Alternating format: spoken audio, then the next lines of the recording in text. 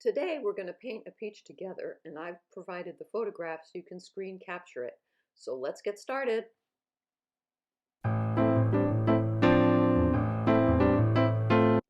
All right, here's the peach so you can screen capture it, and you can of course crop it any way that you want to. But this will give you, I think, a pretty good resource. There's a lot of challenges in what looks like a seemingly easy peach. So let's get started, and I'm going to move pretty fast because the whole point of this is to not get precious. So meaning not to get into those small details, but look at the large value shapes and shifts and planes of surfaces. Already looking back at this, oh my God, why did I pick that color to start with? That's an interesting question. You know, what I'm doing here is I'm squinting my eyes and I'm looking below the peach and trying to determine what is that color. Now you would think because it's a yellow plate that that color underneath the peach is going to be yellow, but that's not what I saw. My eyes saw sort of a violet gray. So that's what I started with. Now it was the same value as the side of the peach. So I tried to mix up a red that would be about the same value as the shadow I put in. I don't think I matched them correctly. If there's any large mistake in the painting, I think it was here right at the very, very beginning.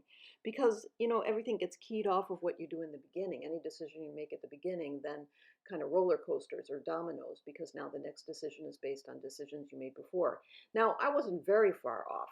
You know, if you were turning a dial to a specific point, I was maybe, you know, these are all the value of number 5. You know, everything that I'm painting is pretty much the middle of the value spectrum. It's not far over to the 1s, which would be white, and it's not over far to 10, which would be black. But in matching values, I have to consider color as well. At the same time, I'm considering saturation and using as few strokes as possible. That's a lot to hold in my head at the same time. So, but that's what I attempted to do.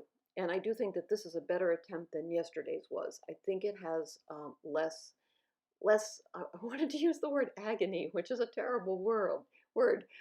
It just looks a little bit freer and a little bit more confident than yesterday's.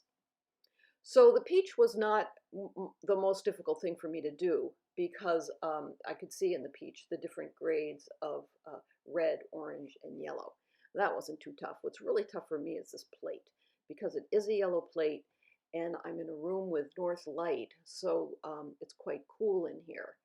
And I have to figure out how to represent the shadows and reflections that are happening from the peach in the plate. Oh boy, I enjoy this. I mean, I'm making it sound like it's torture, and it's actually not. It's actually a lot of fun. It sure is fun when you hit it right. I think I hit this one better than I did yesterday's, but I have a lot more work to do. And I think the next one that I do, I will not put on this peach. I mean, on this yellow plate.